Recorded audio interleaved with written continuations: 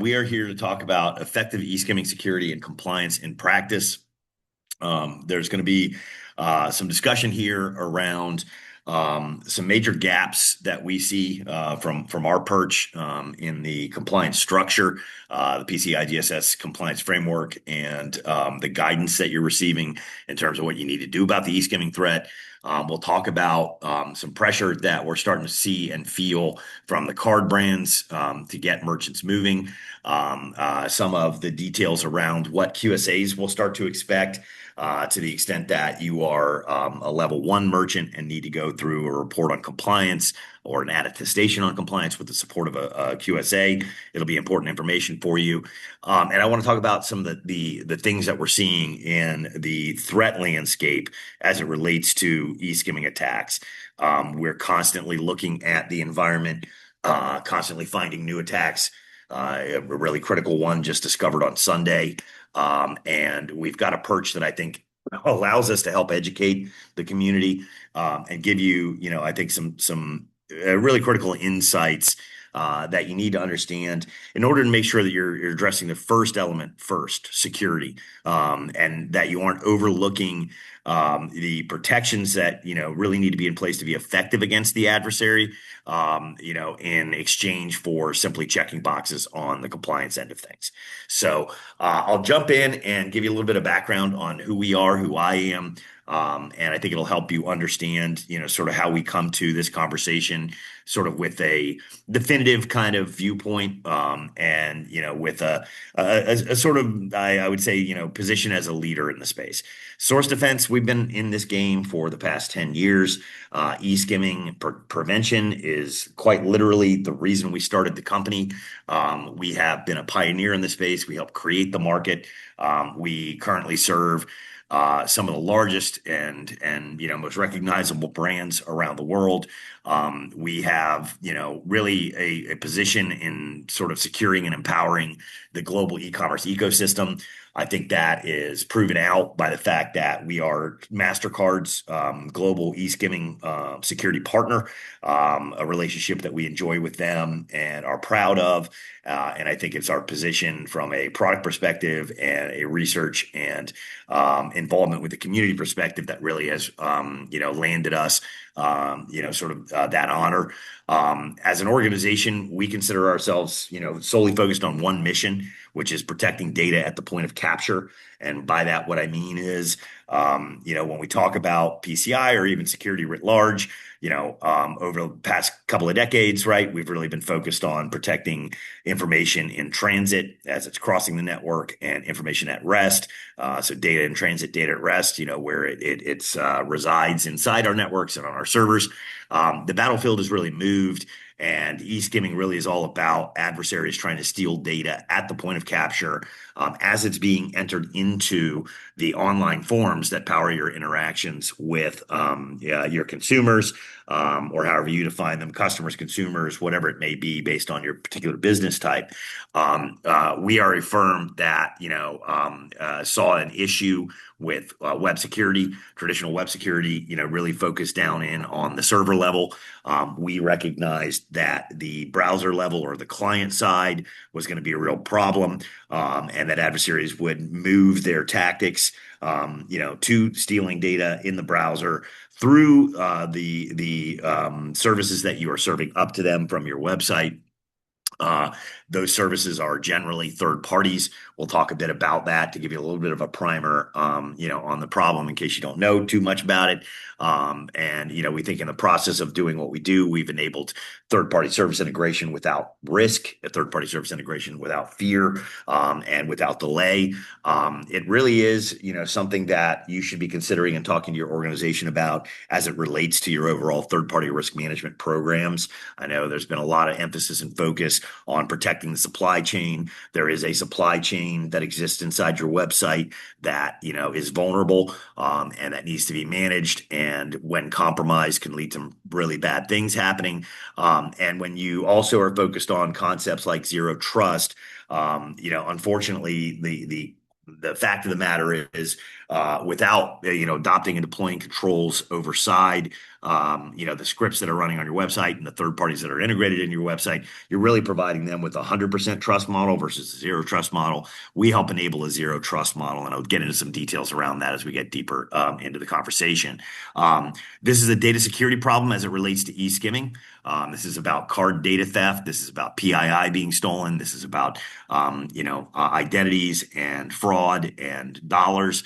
But there's also a concern that you should be aware of, if you're in an industry where you're capturing data that is governed by other forms of data privacy mandates, because even when an attack doesn't exist, because we're not, writ large or ubiquitously managing the third party, supply chain that powers our websites, we are inadvertently allowing a lot of data leakage that is sensitive, where our partners can scrape data that may be of a nature like HIPAA or FFIEC kind of governed kind of data, GDPR kind of data.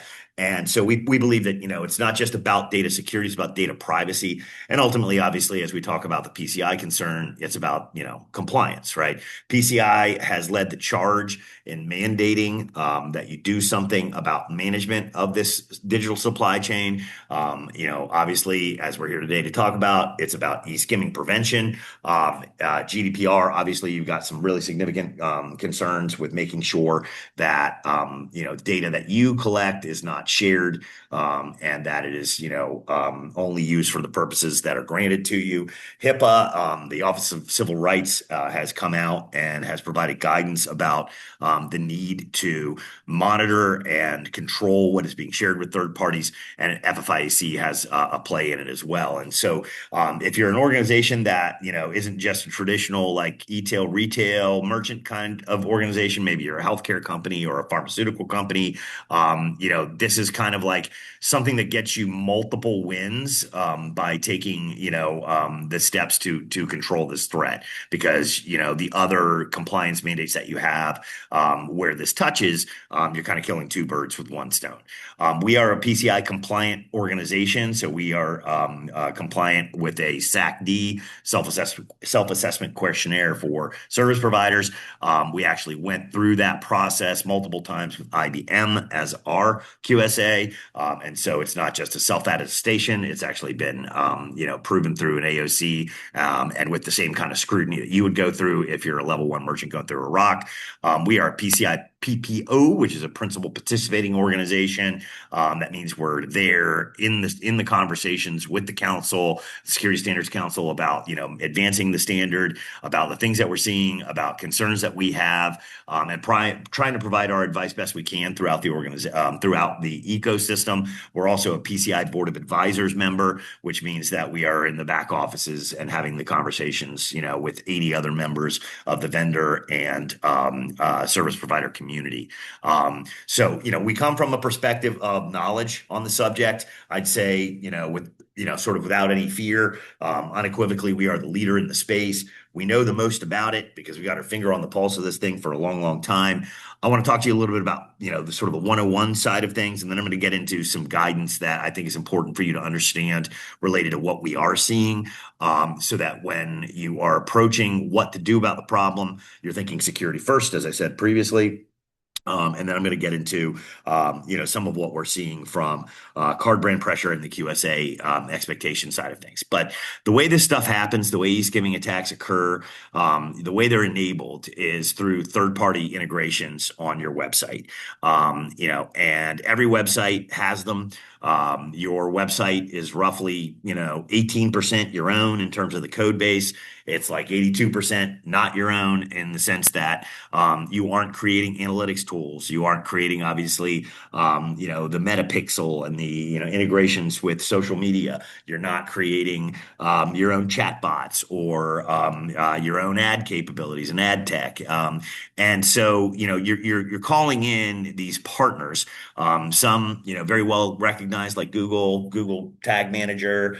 Some maybe more obscure. And it's all JavaScript that you're allowing to run in every single one of your consumer sessions.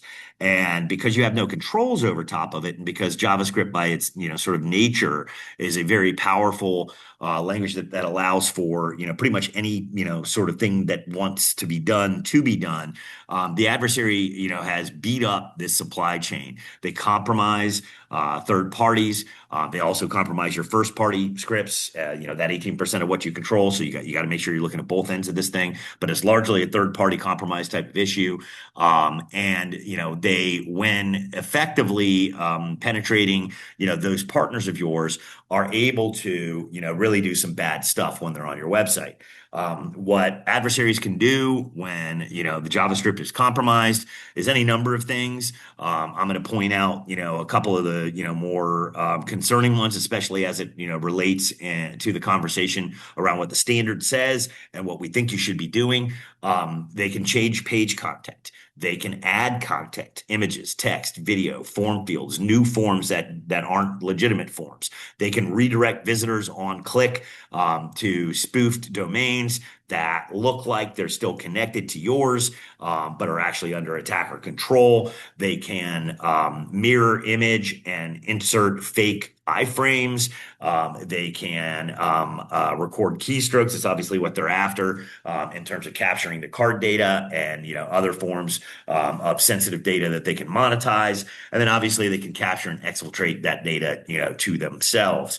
All of those things are possible in a compromised sort of situation. But again, back to the data privacy conversation, most of those things are actually happening from your third parties, without maybe your knowledge, and causing a lot of concern as it relates to, protecting that data, even when an attack is not there. And, so you get into issues about sharing and about duty of care and custody and chain of control on the data. And you also get into issues about downstream compromise, where, vendors might get hacked. The content that they own, the data that they own is actually yours. You didn't know they scraped it. Now it's a big mess because, you're engaged in, their compromise, and you've got, fiduciary responsibility, even though, your systems or your network was not compromised. The PCI Council in 2022 basically said, we got to do something about this eSkimming threat. We hear from MasterCard, we hear from, other card brands. This is a major area of concern. It's the primary form of card not present fraud, obviously. And, that really is the primary form of card-based fraud, in the world today. In 2022, card brands like Visa were, publishing their biannual report warning of, e-commerce platforms and third-party code integrations being targeted. The threat actors are going after the supply chain. It's the third-party service providers that they're hitting. They're hitting them with high frequency. They're after that payment data, that PII. They continue to warn about that. And so when, the 4.0 version of the DSS was released in 2022, we're now like, what, 4 years almost, right? From that date. It still remains a problem. You on this call may or may not have taken action. You're here for one reason or another. I don't know. I'd love to know. If you can let me know, through chat, that's great. But if you haven't taken action, you need to, because this threat persists. It's there. It's growing. It's a real problem. And, because of the fact that controls aren't ubiquitously deployed, there's a huge visibility gap. And so a lot of merchants think, well, this isn't happening to me, when in fact it actually is. And I'll talk a little bit about some of the compromises that we're seeing, and even the reinfections that we're seeing from organizations who, were impacted, but then, went through a remediation process and then later hit again. But 4.0 basically came out in response to the problem, and they said, you've got to do something about this. They gave you some future dated requirements, 643.11.6.1, gave you time. There were 50 changes to the DSS.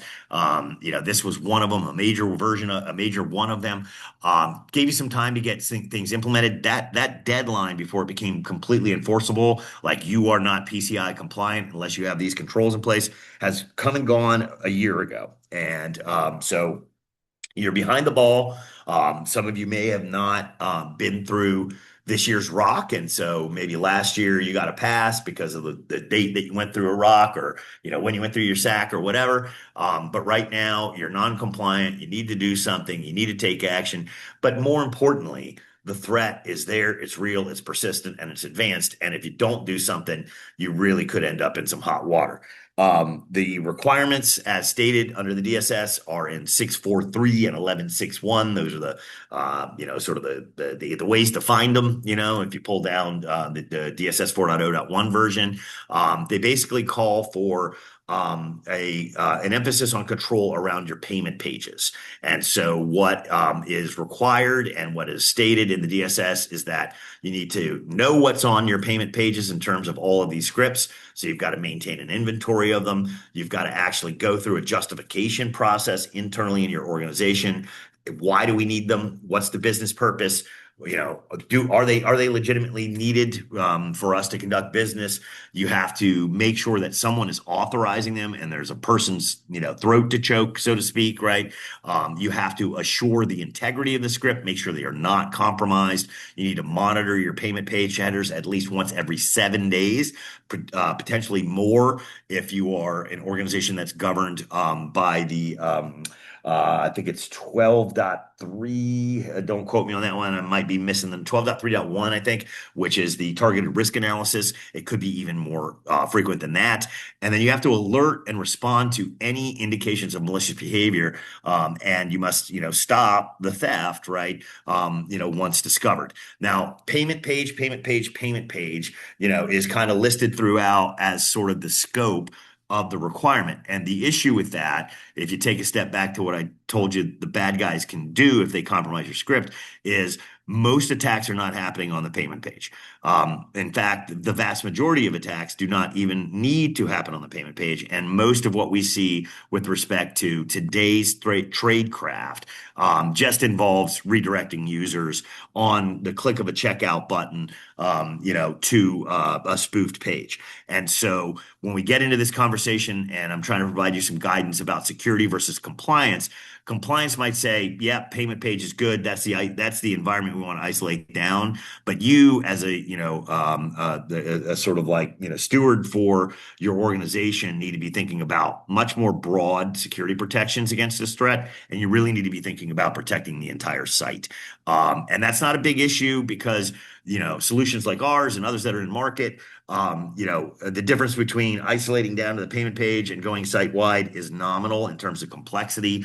It's nominal in terms of cost. And so my recommendation, our recommendation, from our perch as a white hat, if you will, is don't listen to that limited scope and think that you are eradicating this threat. Okay.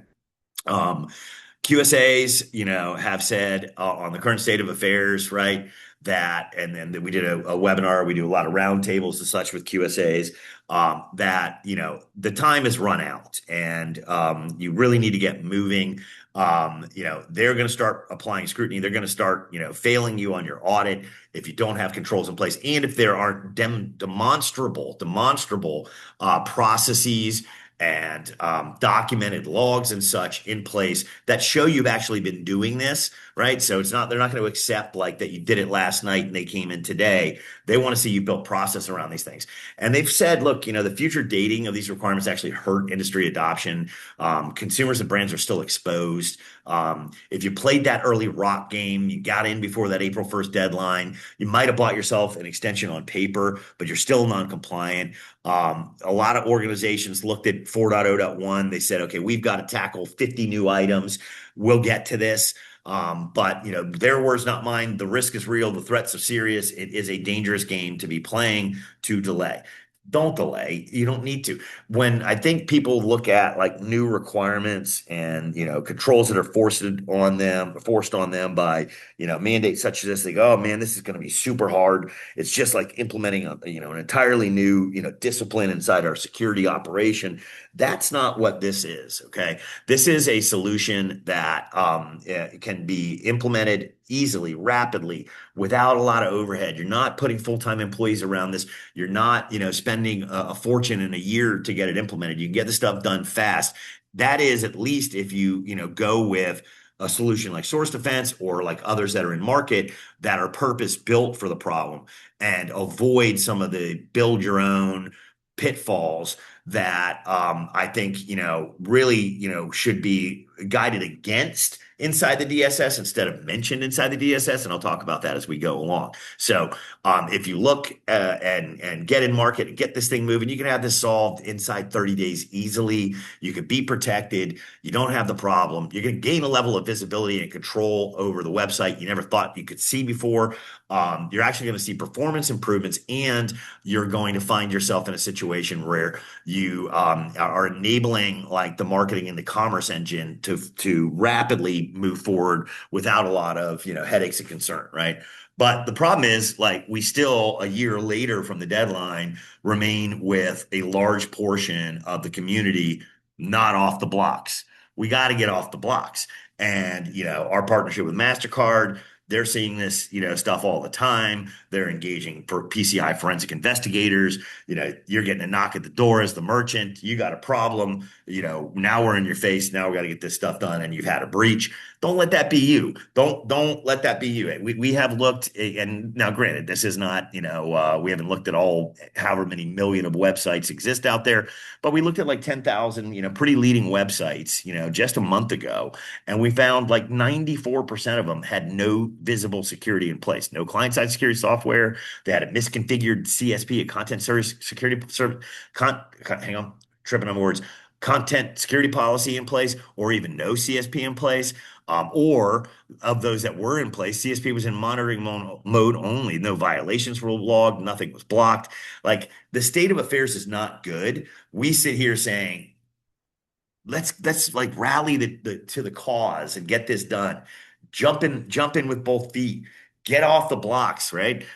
Don't let this be a situation where, like, as an industry, we find ourselves getting bloodied, 6 months from now because everybody was taking too long to move. And I'm going to transition into some thoughts around the research that we're seeing, hopefully as a way to encourage you to get moving, and then also as a way to caution you about how to get moving and what you need to do and why you should seek to extend beyond the compliance floor and reach the security ceiling. So, as I mentioned at the onset, we do a tremendous amount of research. We are a research forward kind of organization looking at this problem. We did a 2025 threat research report that my colleague Scott can throw you a link to, that rolled up all of the things that we saw throughout the entire year. We just updated with a Q1 2026 research review, and we did a webinar on that about, I don't know, 2 or 3 weeks ago. You can get access to that, or we can get you, a briefing on that front one-on-one if you'd like. We're going to continue doing these and continue, educating the world around what's going on. But in 2025, we saw a massive proliferation in eSkimming attacks. And we saw some really disturbing changes in the types of attacks and the sophistication used by the adversary. We have seen clear evidence of the evolution of attacks to evade the controls that are published and are identified inside the DSS. Anybody can download it. Go to the PCI Security Standards Council's website. All the documentation is there. We'd be fools to think that our adversaries aren't listening, aren't like looking at what our, sort of tactics are and then finding ways to bypass. We've seen clear evidence of that all throughout 2025.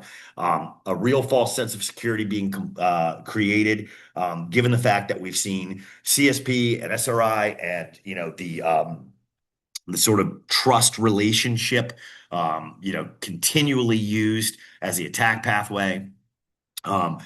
Interestingly, we've seen an increase in the theft of other forms of data, not just card data. I know for PCI, that's what you're concerned about. But, if you're talking about credentials, loyalty programs, other ways that you're capturing data from your consumer, that allows for an adversary either to steal information and use for further downstream attacks, or to, conduct other forms of fraud against you or other organizations. We're seeing an increase in that.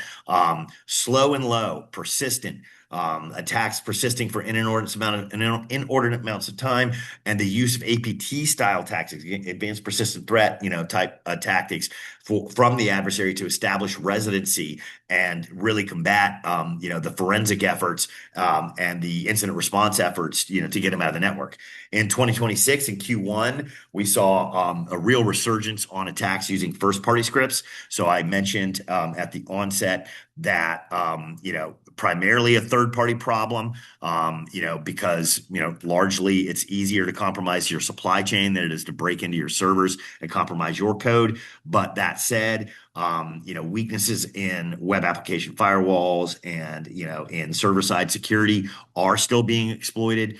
The use of first-party scripts as an attack pathway, was a definite, sort of like noteworthy takeaway from 2026 Q1. Silent skimming is becoming the most prevalent technique. You may not know about these two different types of attacks, but one is silent skimming is what's referred to as just basically straight up data scraping. They're sitting in line, with the form fill, and they are grabbing the data and keylogging as the consumer's entering it in. There's something called, a double entry attack, or an overlay attack where, there's sort of they interfere with the process of the transaction. It's a little bit more clunky. It provides a little bit more of an opportunity for a user to identify that there's something wrong. They're moving to the silent skimming as the most prevalent technique. We're seeing the use of pixel perfect spoofed iframes. So if you think, well, hey, and I think there's some guidance in the DSS around this, like, well, I've got a hardened iframe that a PSP gave me, and it's sitting on, the checkout page, and like, so once they're, in the iframe, like everything's good, they're bypassing the iframe, they're redirecting people to what looks like legitimate payment forms. They are getting around those types of approaches. We saw thousands of attacks during Q1. And very interestingly, and we will be publishing this with MasterCard in their newsletter probably next week, I think it is. Just the attack on Sunday, large scale attack against major U.S. car manufacturers. And some really crazy things that are happening in terms of the way the data is being stolen. So campaigns are out there, they're active, people are being hit. It's small, medium, large, major enterprises, moms, pops, fallen victim. And CSP bypass is a major theme along with CSP weaponization. We've actually seen attacks where the adversary is using the fact that a content security policy is in place to establish persistence in their foothold. And I'll talk about that. So, our major advice and what we discerned from 2026 and what we say all the time is payment page security alone does not adequately defeat the threat. And before, you maybe conclude, oh, well, Steve, you're a vendor. And so obviously like you're pushing me in a direction that benefits you. It's not really the case. The delta between payment page security and site-wide security is nominal. It's not really a major issue, in terms of, a cost to you and revenue to us. It's just the right thing to be advising you on. E-skimming is not happening solely on the payment page. It's actually not happening really ever on the payment page. So I'll dive into a little bit on some of the things that we saw in 2025, right? In advancement, scaling, shifting TTPs. We saw tens of thousands of sites attacked, e-commerce sites around the world. And I say e-commerce, that doesn't mean only e-tail or retail, fashion and apparel, travel and leisure, transport, media, even government services at the local, at the state level where, you're paying for your taxes or God forbid, for tickets that you've received on the highway or whatever. Everybody's kind of, in the square in the rights. If you're transacting, as part of your business, right, online, you're a potential victim here or a potential target here. We saw 92 distinct e-skimming campaigns throughout 2025. This means very specific. They didn't share the same footprint, if you will, or fingerprint. Could have been the same actors, most likely large number of diverse actors, in the market there. We saw the use of Google Tag Manager, in 30 plus compromises. which is really alarming because, there's obviously a huge trust that we get there, and it's being used for multiple purposes. The thing with the car manufacturers that I talked about just a minute ago, we actually saw even Google Analytics being established as an exfiltration pathway with encrypted data being sent across to a legitimate Google Analytics instance, and then the data being unencrypted once received on the adversary side of things. So, it's not just like, videoplayer.com you've never heard of before, who's got weak security. We've got, situations where the biggest, sort of like most trusted brands in our, sort of world of IT, right? And technology are either being piggybacked upon or being used, to beat you up. We saw in late 2025 an indication that like there was this massive modular 52 script attack infrastructure being deployed that really gave us pause, because it looks like the development of eSkimming as a service, or software as a service for eSkimming for the bad guys. 1,000 sites in a single campaign, so this is large. We're seeing tens of thousands being hit. Sometimes the net is as wide as 1,000, but then also you see things that are one-to-one, real pinpointed. I want to go after the big brands. I want to go after where the millions and billions of transactions are happening. It's industrial scale. There's sophistication. It's broadly across the entire site. The campaigns are global, whether you're in the US, APAC, EMEA, LATAM, doesn't matter.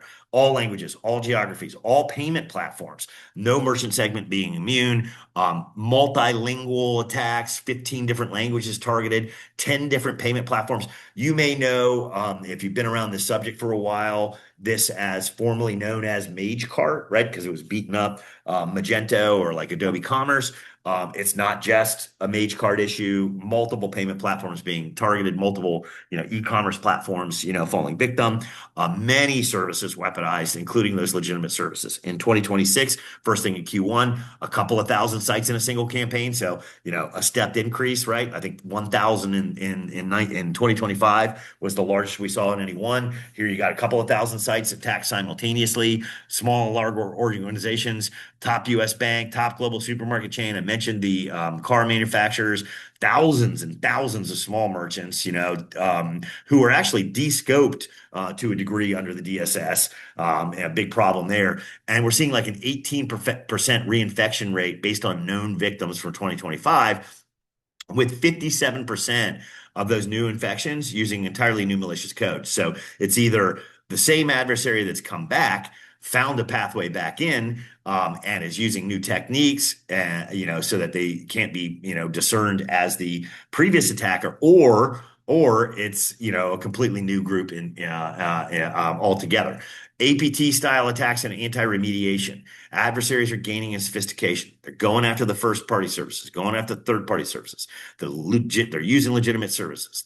They're attacking the server side controls again. And in fact, one thing that I do want to point out is, another motivation to do something at the client side or to get these eSkimming controls in place is as a defense in depth against, solely being there at the server side. By layering client side with server side controls, there have actually been a lot of attacks detected in the first party compromise side of things, that were caught based on a client side control being in place and looking at behaviors in a different way. So very interesting. What we're seeing, 25 plus unique campaigns in Q1 alone. So they're on track, for advancing beyond what we saw in 2025.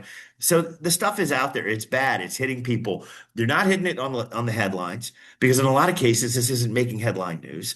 It's not because it's not impacting the consumer. It's not because, it's not, a detriment to the organization. It's because a lot of the discovery is happening at levels like ours, and working with, the PFI community and things, like that, which, have resulted in, cleanup before, major blood spill, if you will. One thing that I really do want to point out, and I would advise 100% completely, and I'm going to get into this, don't use CSP. CSP is mentioned as a potential control in the DSS.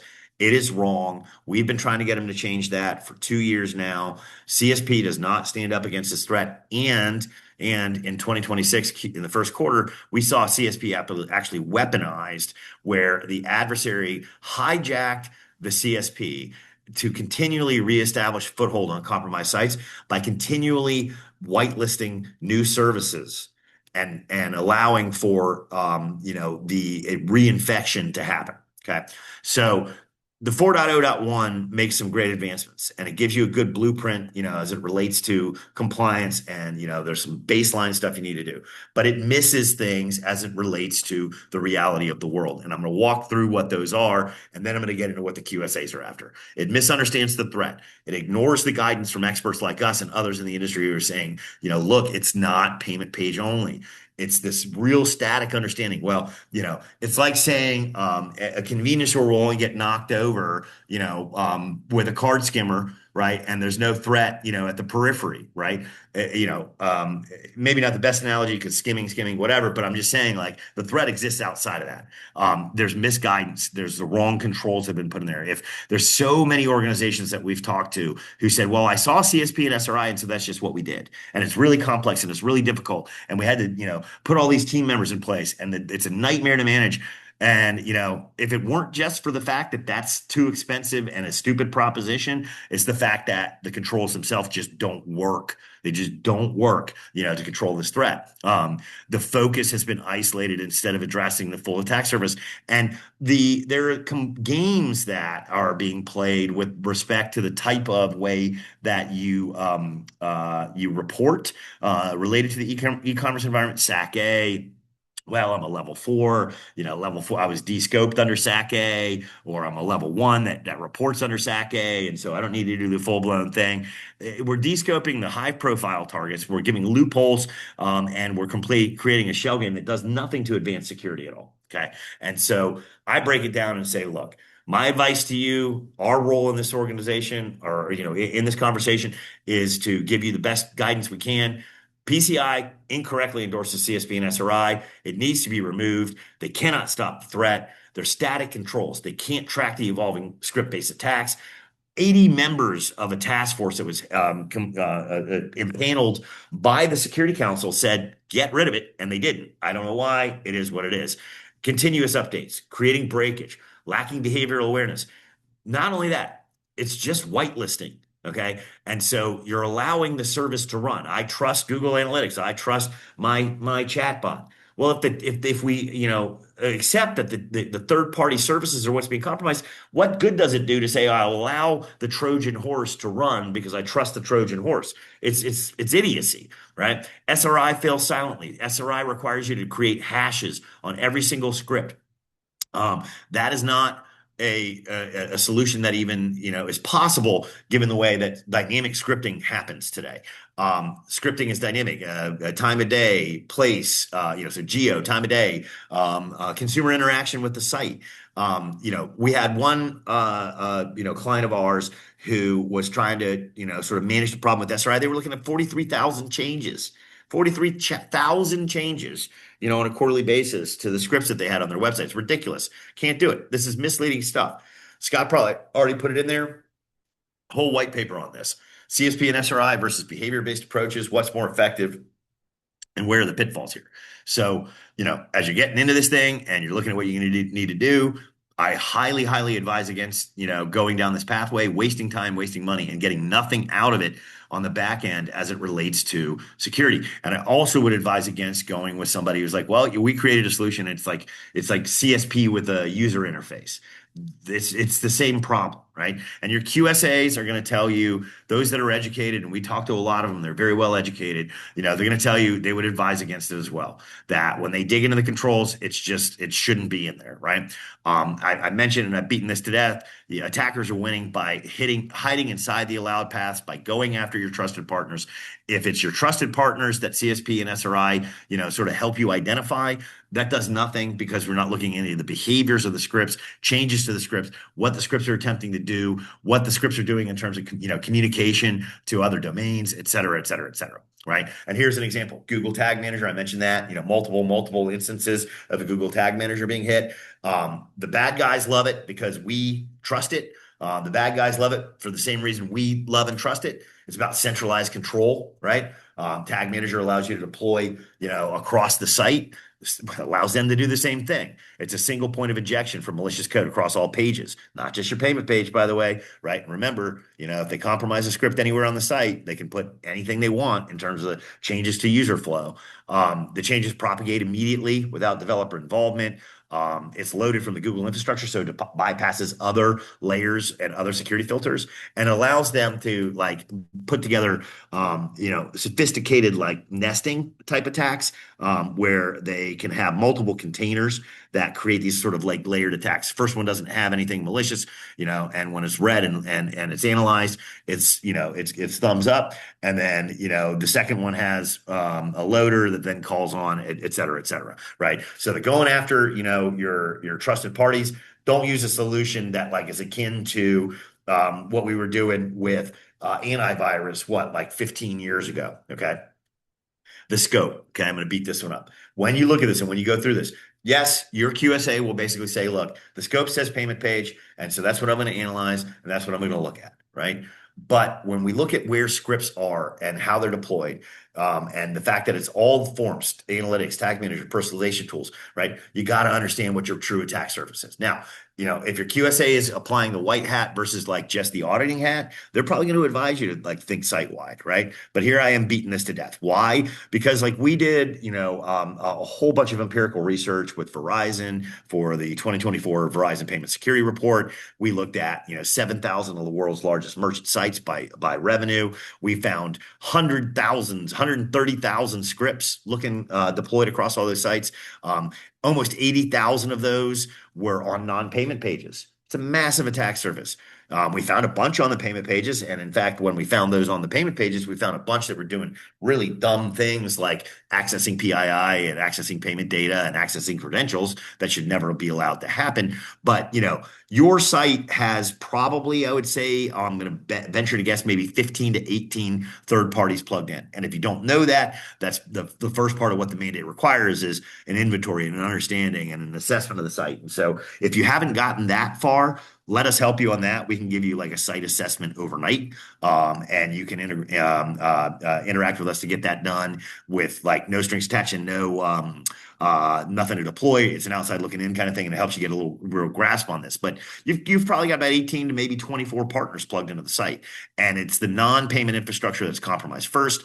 Iframes aren't stopping the compromise. Site-wide and parent page JavaScript remains exposed, right? And so the call to action, move to site wide, right? And look at some of the other evidence from other people aside from us in this community. Security metrics, you may know them. They may be your QSA. You may be involved with them as a PFI. They said in 100% of the cases where eSkimming occurred, the security failure was present on the referring page. What they mean by that is the broader website and not because of a malicious script on the third-party hosted payment page or on the payment page. Okay. And so if the guys doing the cleanup work are telling you that they haven't found any indication that the payment page is where the problem is, then why are we spinning our wheels thinking we're doing anything to solve the problem by only isolating down there? Okay. I mentioned silent skimming. I won't go through that. I wanted to get you out of here, and I know I'm going a little long. And I mentioned sort of like the ability to infect and inject. I don't think I'm gonna skip over this. This is basically just a call to action for everybody to do this. I want to get into, what you're going to see when QSAs come in and what they're going to be asking for, right? Script inventory, integrity, and control are non-negotiable items, okay? 643 is unambiguous. Every script on a payment page must be inventoried. It must be authorized. You have to have a solution in place to assure the integrity. You have to document that authorization, and you have to have evidence, not just assertions, not just, yeah, don't worry, we're doing it, that prove that you can see the changes that may impact the integrity of the script. So some of the basic stuff, right, kind of just gets into like compliance documentation, a documented inventory of every script, right? Who is authorized? When did they authorize it? What's the business justification? Ad hoc or undocumented scripts are going to help you. They're going to fail the audit, right? You have to have a way to demonstrate that scripts haven't been tampered with, and they're probably going to test it. They're going to use mechanisms to see if you can detect changes to script content in real time, not just at deployment time, right? And including changes that are legitimate, by the way. You just need to be able to even know that changes are occurring, not that it was malicious per se.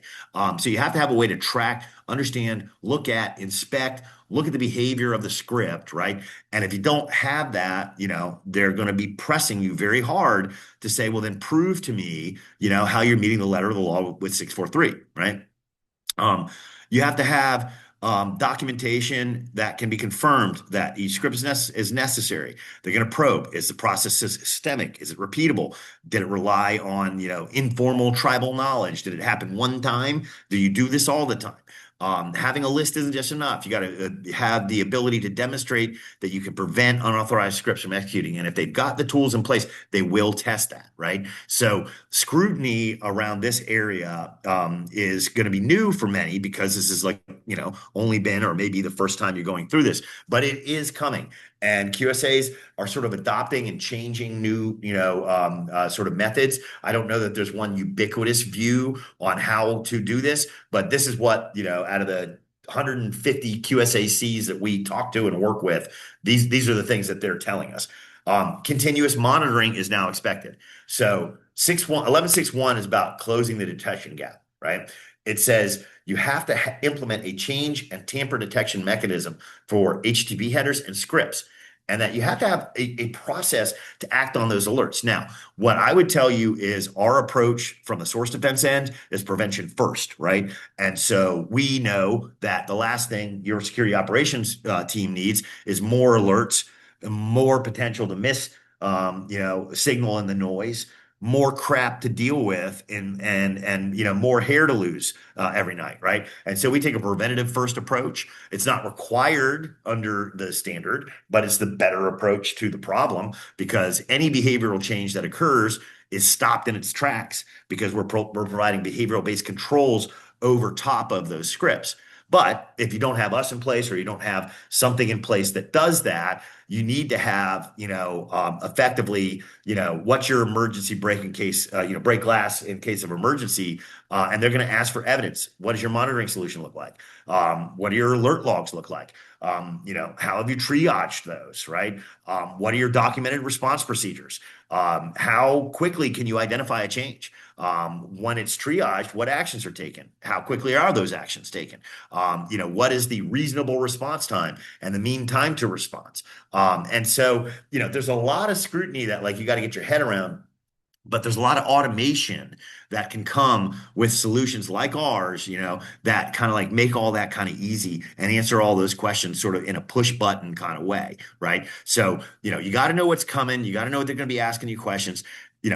If you want to do it right, put the right controls in place, right? Put the right scope in place, right? And then use the right types of approaches. We have a behavior-based detection capability.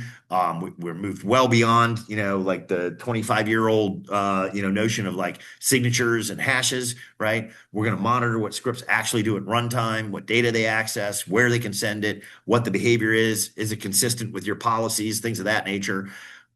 We enforce control over top of that. We don't just alert to you and make you do something. And then we automate the entire compliance workflow and the evidentiary workflow that a QSA is looking for. And so the firms that are winning, and we've got 1,000 of the world's largest brand and countless others, in the sort of level 3, level 4, small mom and pop kind of world, where they're winning, they're building proactive behavior-based approaches to the problem that have the built-in control framework and a process flow. Okay.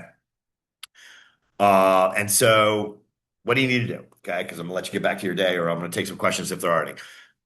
As I said a couple of minutes back, if you haven't looked at this, you're well behind the curve. but back to that assessment that we've done. You're I guess at par with your peers, but we all need to move, man. We need to get this thing done. And so a readiness assessment, or looking at the outside in, taking a full view into what the infrastructure looks like. We can make that happen for you overnight. And just request it, or send me an email, steve@sourcedefense.com, and Scott will put that in the chat. We'll help you out with that. Evaluate your controls. Really look for a purpose-built solution versus trying to build it on your own, especially against the time frame that you're up against. Don't go and waste the time and waste the effort, and really like create organizational strife around this notion of like, well, now we're in the e-skimming prevention business too, right? Just get with those of us in the industry that have been doing this for a very, very long time. Appreciate you guys taking the time today, and get on back to those schedules, because I know you got busy stuff ahead of you, and keep fighting the good fight. Thank you very much. I appreciate you, and we'll talk soon.